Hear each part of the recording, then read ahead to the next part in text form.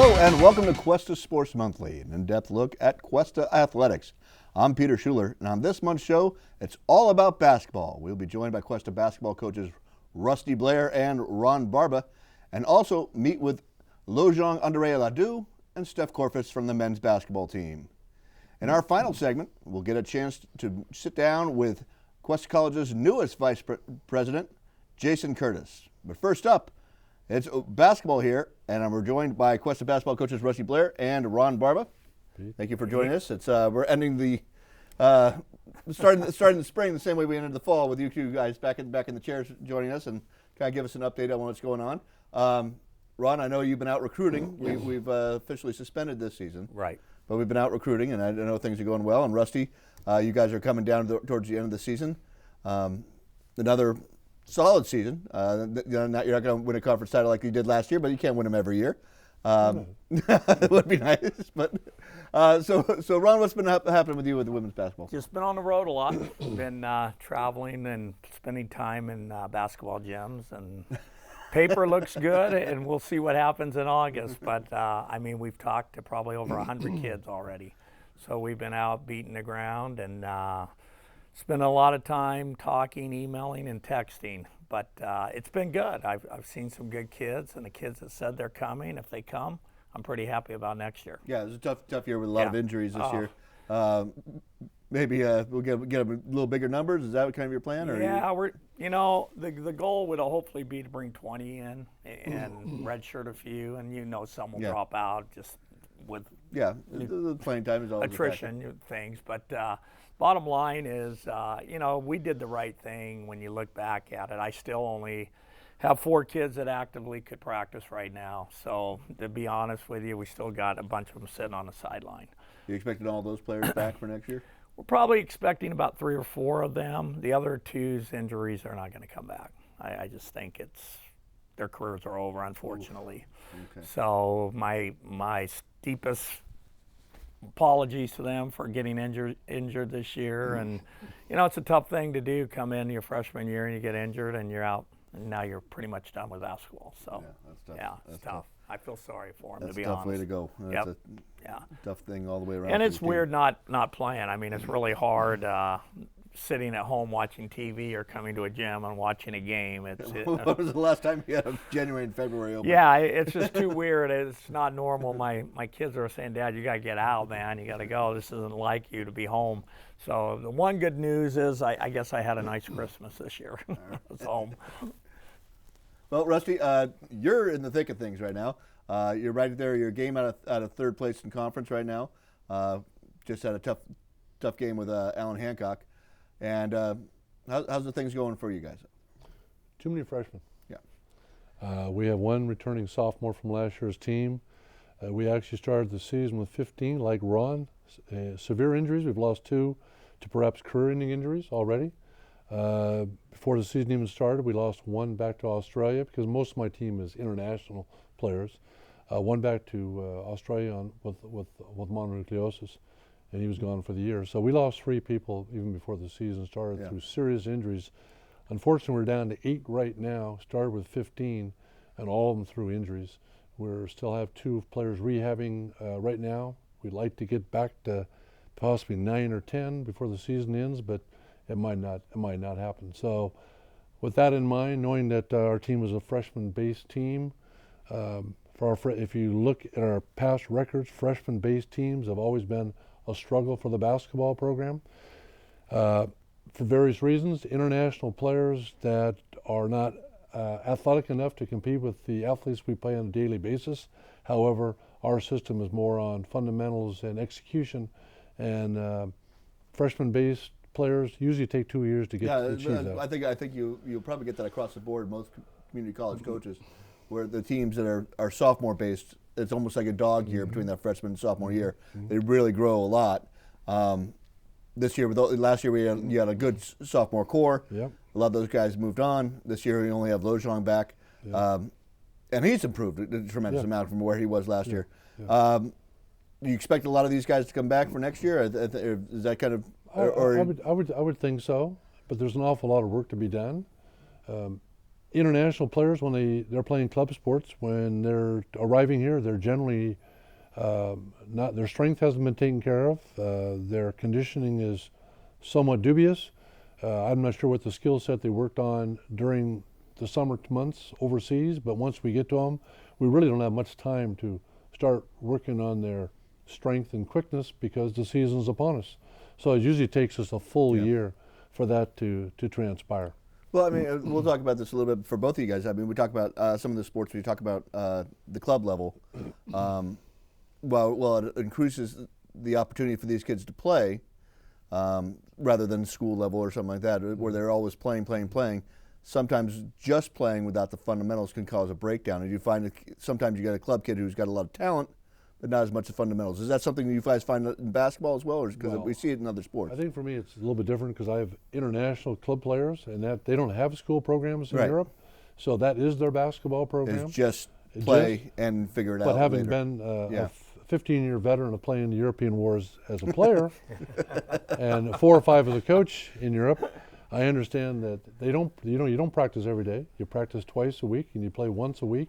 So what do you do the other 4 days? If you're a professional player over there, you have the gym keys and you're in there working out yourself. But the other guys all have jobs because they're semi-professional. So they're working their jobs and they practice twice a week and play 1 game. So you're not going to have an optimum situation there. Kind of a big, I think it's a real change for them to find out that they're practicing every day here, several hours per day. They have to go to the weight training room. We do conditioning. We run those lovely mountains. And so it's kind of a culture change, but if they accept to come back, as I said before, if you look at our past records, you're going to see that sophomore years are champions, freshman year you're not. This is a freshman year. We know what we were getting into. We've had some step-ups, but I think the unpleasantness for us is that we didn't get to see our total range of 15 players playing because of injuries. You had a little struggle, but one of the things, having those international players, but this year you have 3 or 4, and I'd consider Steph, who's going to be joining us later, as an American player. He's just from Santa Barbara. Right. So has that been kind of a transition? When you have a nice mix, rather than, it seems to be worked last year, we had our all-state player was just from Paso Robles, was Joshua Wilson-Murray. So having that mix seems to be working a little bit better for you guys? We always hope to have that mix. Yeah. It just doesn't work out. They arrive in the gym, kind of like with Ron. They see different players. They go like, I can't play with those guys, and they go out the back door. So that's not how we want to have it happen, but it does happen like that. So we're very pleased to know we also have 2 red shirts. The 2 local kids that were conference players of the year are redshirting for us. Plus we have 2 from St. Louis High and Steph. So we have 5 local players on our roster this year. We hope it continues. All right. Well, I hope so too, and I hope we come back next year. We'll be stronger. There's one quick question for both of you guys. We understand the rest of your identity team is you got a lot. You can draw from a great wealth of basketball, of your personal history and personal knowledge, but also you're looking far and wide for players who work here, and that's kind of been your identity is to have that kind of national and international mix. Right. Ron, I just want to see what you're kind of looking for, and you're kind of starting for a new spot right now. Right. What are you kind of looking for with your new kids? Well, we've always tried to go local, and unfortunately, it's not a knock. I mean, the local schools really try to push their kids to a 4-year school versus Cuesta or a JC. Yeah. But with JC and the Promise Grants, to me it's a win-win if you ask me. And we try to sell them on it. 2-year scholarship. Right. And a lot of kids and principals, their goal is to get their kids to a 4-year school. It looks good on the pamphlets and so forth. But we started looking a little more into the Bakersfield, the Valley areas, and right around us. But like I said, we're opening up a little bit more with recruits and people that are referring kids. And, like I said, I always like the community first. Yeah. And go from there. Hopefully we'll have you guys both back in the championships and playoffs next year. And I wish you well the rest of the way. Got in 1 more week there, Rusty. So, okay. All right. That does it for our first segment here with Cuesta men's basketball coach Rusty Blair and women's basketball coach Ron Barba. Coming up next, we'll meet a couple of the players with Lojong Andrea Ladu and Steph Corfus joining us here on Cuesta Sports Monthly.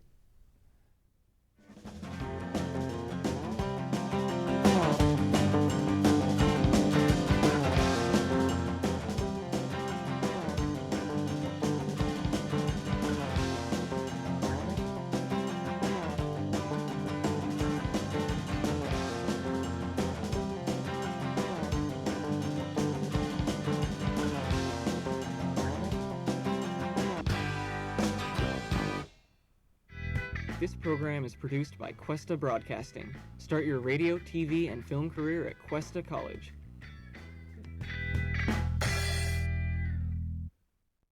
We're back on campus with a couple of basketball stars from Cuesta men's basketball team, Steph Corfus and Lojong Andre Ladu. I'd like to welcome you, Steph and Lojong, to Cuesta Sports Monthly.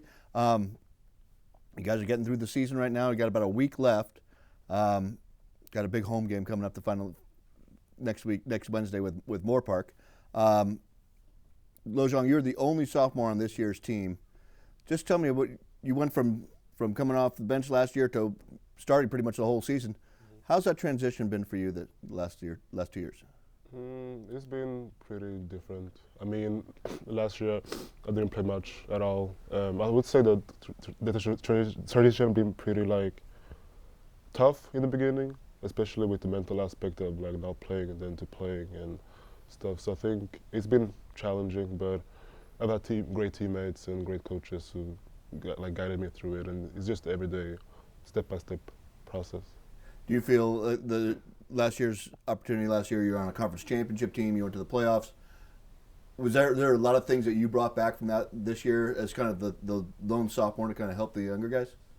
I think just the small stuff our coach is talking about, the fundamentals of working hard and just putting everything out there on the floor, and then the rest will sort itself out.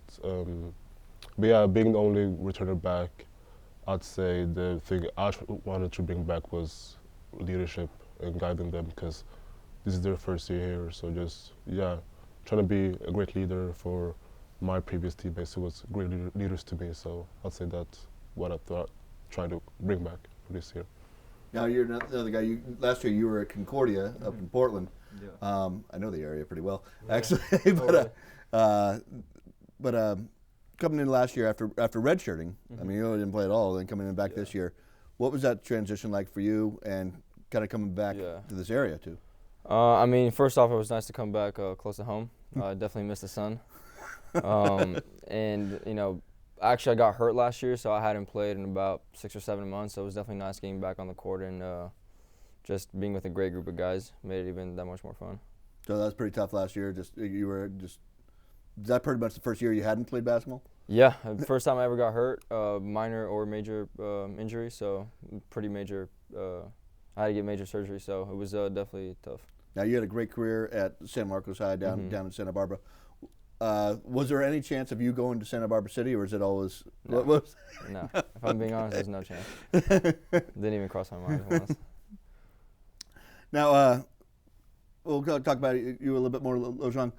You came last year. You came in most of the time off the post. You are the team's big guy, officially. But at 6'7", you've been able to come out last few games. You've been really hitting your threes. I think a couple of games ago you were 3 for 3 from outside three.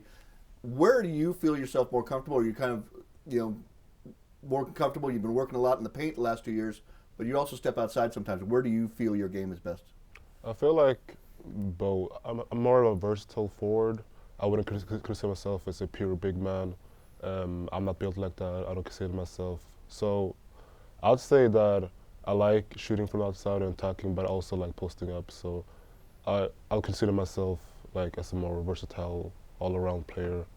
But I feel definitely more comfortable under the post, posting up, I'd say. You've kind of grown that way, or you just? I think I tried to just be as versatile as I can. I don't want to be a one type of player, kind of basketball player. So just trying to work on all aspects of my game has been something that I really taken pride doing. So just working on everything I can to make myself the biggest threat against opponents has been my mindset. Yeah, we were talking earlier with the coaches, but just seeing you especially the last 2 or 3 games, you had 2 double-doubles, double digits in points and rebounds, so it's been really, really nice to see. Now, Steph, I know you're not going to be in the paint as much, but you do a good job of driving in there. But you're also been the team's distributor. Is that kind of tough you being a distributor and the scorer, is that just you feel comfortable with the ball in your hand all the time? Yeah, I mean, whatever the team needs from me, I can do. If some games I might be asked to score more, if our other guys aren't hitting their shots, so I can do that. But most of the time when guys are hitting the shots, I'm there to help them get better shots and just get open. Now, we were talking with Rusty earlier about kind of how the mix of local kids and international kids. You're a little bit of a both. Yeah, exactly. Yeah. Where you, you're officially your family's Greek. Your dad is, and Yeah.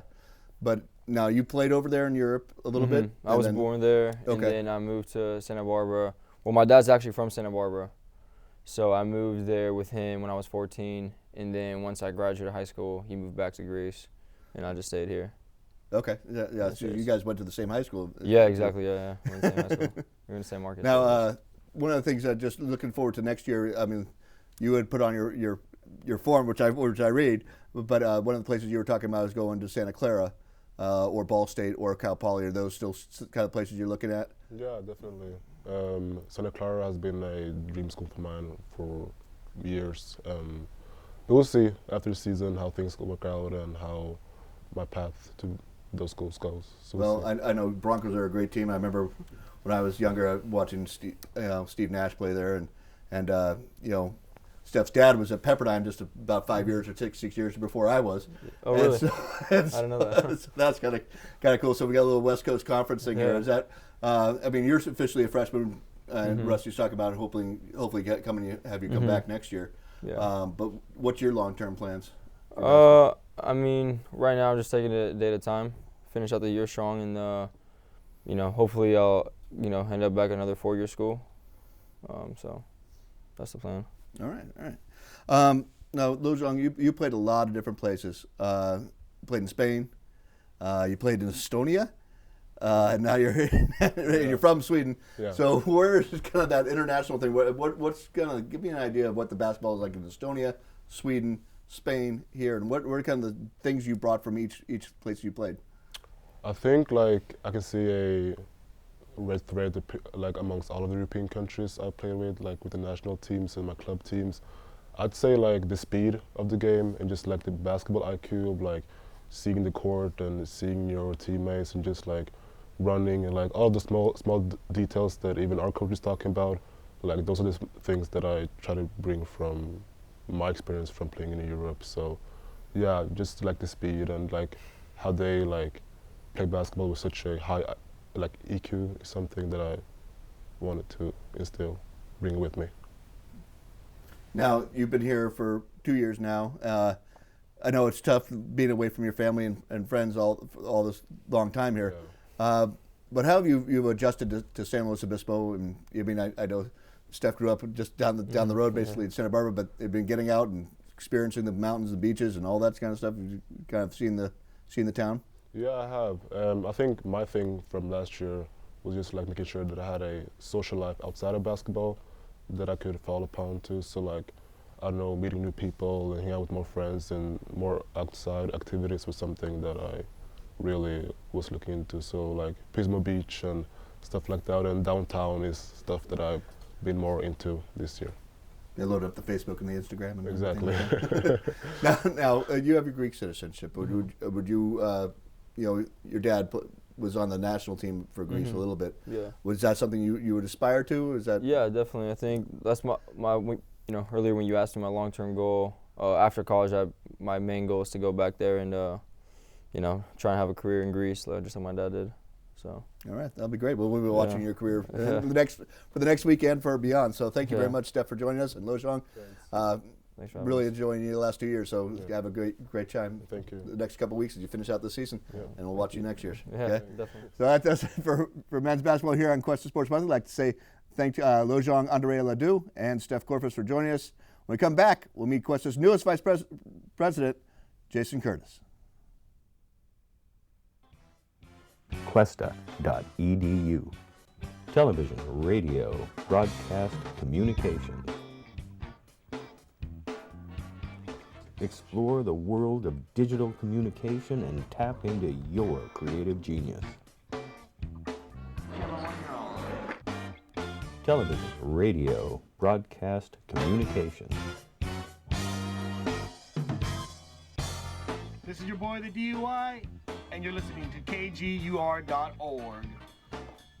Your digital future is at Cuesta College right now.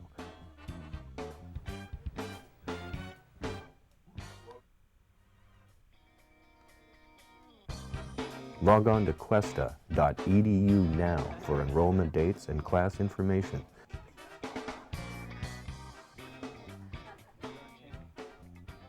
Don't put the boom in the shot.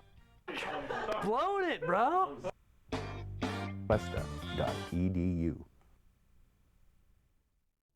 Welcome back to Cuesta Sports Monthly. I'm Peter Schuler, and I am joined by Cuesta's newest Vice President, Jason Curtis. Jason, welcome back to Cuesta Sports Monthly. It's been a few years. It has. Thanks, Pete. Things have changed. You are now the Cuesta's Vice President. Before you were the Dean. What's it like kind of going there from the Dean after all these years, kind of in that limbo spot with the interim, and now you have the job?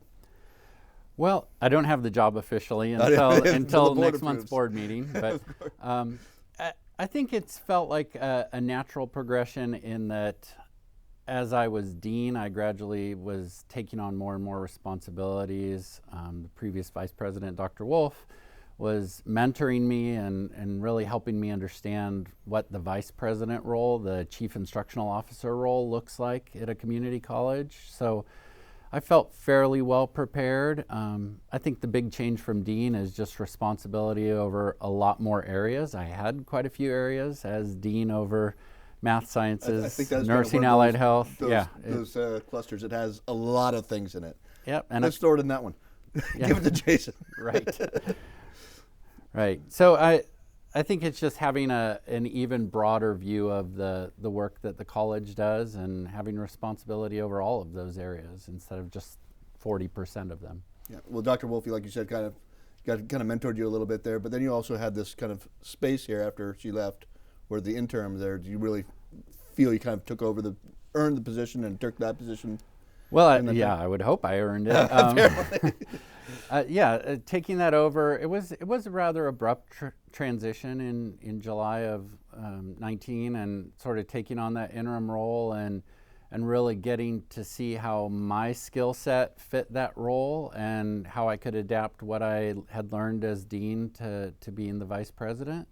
And I think I enjoyed it enough that I decided to apply for the permanent position, and I was fortunate enough to be the one selected. So I'm looking forward to doing it into the future.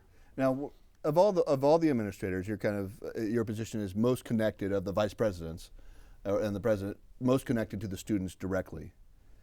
But as a former Cuesta student, how does that feel? Do you feel that connection more with these students? Knowing that they've gone through, does that inform any of your decisions, or have you? I think it does. I would clarify that my responsibility is really instruction, which the students care a lot about and should, and concerns the students deeply, but also the faculty side. And so I appreciate that having been a Cuesta student, also having been a faculty member, I think I have an idea of what those roles look like and when those roles are most effective and how they can break down. So I always remind myself that I wasn't necessarily the typical Cuesta student, and yet that's what makes me a typical Cuesta student, because we're here for everyone, no matter how they end up here. So now, you started off at Caltech. That's kind of the famous story there, but going on, you came to Cuesta and then went back east to Indiana for a long time, Purdue and all the way through there. That you were doing stuff. I wanted to say, but was that? A lot of people when they talk about Cuesta College, and myself as a student here, it was really a growth time, and I had a connection with it when I finished my bachelor's degree to come back up here.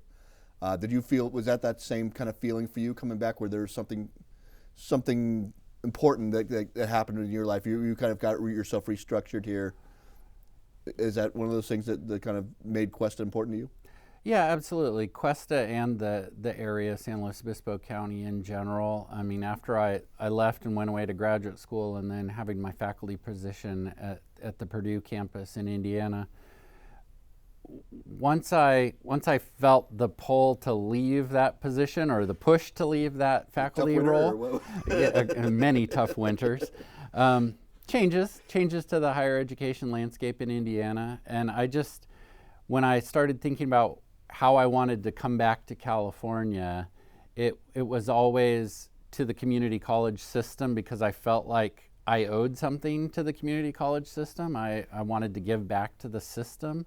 And at that point, my experience and skill set sort of matched up best with an instructional dean role. So that was the positions. Those were the positions to which I was applying, and never really dreamed that I would get to start at Cuesta, return to Cuesta immediately. I thought I was going to have to work my way through a couple other community colleges first. And when I got the opportunity to come here as the Dean for Math and Sciences, it was really sort of a dream come true, as cliche as that may sound. So, well, now that dream has continued. Is this? It has. It has. Now, I'll ask you this question now as a vice president and going on. Do you have a plan for your first 100 days? What are you doing for? No, you have your big mark that you want to make. You've been an intern for a while now. Is there something you've been saying, this is what I need to do? Yeah, I think the interim role sort of was my first 100 days. I don't feel like there's a real need to make big changes here in the first 100 days now that I have the permanent role. I am really hopeful just to continue to set the stage for good collaboration among students, faculty, and the administration, and just have a spirit in which we're all working together in everyone's best interests, and just sort of move forward in that vein. Now, again, just kind of going on because of where you've been here as a student, and how you've kind of gone up through the ranks. I mean, a lot of times an outside hire would come in. Do you feel that can help the other administrators and the board and make you're going to have a connection with everybody now?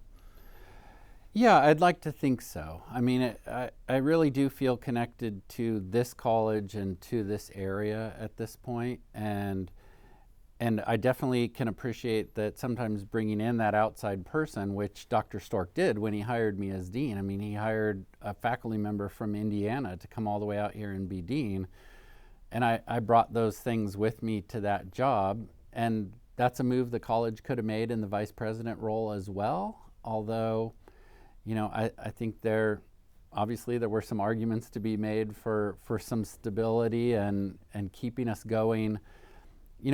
We've had a lot of successes recently, and we've got a lot of good things going on, and so being able to keep that continuity and someone who's invested in those projects and those initiatives and keep those moving. Now, I don't want to get on a sore subject here, but projects is something that's happening on here, and as dean, kind of the first phase of the bond initiatives was basically in your cluster: science, math, athletics. Now, what do you see going on in the future bond things? Are you going to be more? Do you have to be more involved? Is that something that's? I think it depends on the project, and obviously, like the most recent project on the SLO campus was the data center. Not my thing, not related to anything I was doing, which was fine with me. Also some work going on over in the sciences complex, wrapping that work up. Faculty getting ready to move back into their permanent offices. They've been in portables for a year. So, and in athletics and kinesiology, you experience that too. Portable life you know the is story. Something that goes around there. So, the college has a lot more work to do on the bond, still 6-7 more years of work to do. And so every area is going to get touched eventually. And at least I lived it as dean, and I know what to do to help the other deans as they experience disruptions in their area, to sort of talk them through that experience and just how to help people deal with it as best as possible, hopefully. But we did. I mean, we accomplished quite a few big projects in the cluster, between gym floors and pools and locker room renovations and things like that. So it's been disruptive. Yeah, but now you're up, into the vice president's office. Before you've been very, very visible in your cluster, and I think that's one of the things that I think the faculty really likes. Are you still going to be coming out to the games and stuff like that? I know you're coming up Saturday, right? I am. You're coming in because Steph and Lojong are waiting for you. Okay, good. Yeah, I really enjoy going out to the games. I'm on duty this Saturday for the softball team, and I'll be the administrator in charge at softball. You know, I love being out at baseball, and my first love is soccer, and I really enjoyed the run that our women's team had this past fall. Sort of heartbreaking loss in the playoffs, but I just love coming out and supporting our teams, our men and women, and hope to keep doing that. All right, we'll see you out there. That concludes today's edition of Cuesta Sports Monthly. We'd like to thank today's guests, Ron Barba, Rusty Blair, Steph Corfus, Lojong, Andrea Ladu, and of course, Jason Curtis. Thank you for joining us on campus. We will be back next month with baseball and swimming. The show is produced at Cuesta College by the Cuesta Film, Television, and Electronic Media Department as part of the Cuesta TV project. Check out Charter Channel 2 or find us on YouTube at Cuesta HD TV all year long for this show and other ongoing broadcasts of Cuesta College events. I'm Peter Schuler, and for all of us here at Cuesta College, thank you for joining us and thank you for your support of Cuesta Athletics.